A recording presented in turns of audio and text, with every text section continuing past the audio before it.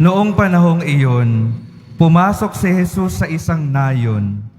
Malugod siyang tinanggap ng isang babaeng nagngangalang Marta sa tahanan nito. Ang babaeng ito ay may isang kapatid na Maria ang pangalan.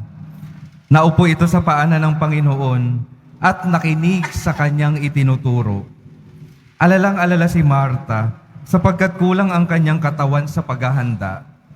Kaya't lumapit siya kay Jesus at ang wika, "Panginoon, sabihin nga po ninyo sa kapatid kong, tulungan naman ako." Ngunit sinagot siya ng Panginoon, "Marta, Marta, naliligalig ka at abalang-abala sa maraming bagay. Ngunit isa lamang ang talagang kailangan. Pinili ni Maria ang lalong mabuti, at ito'y hindi aalisin sa kanya."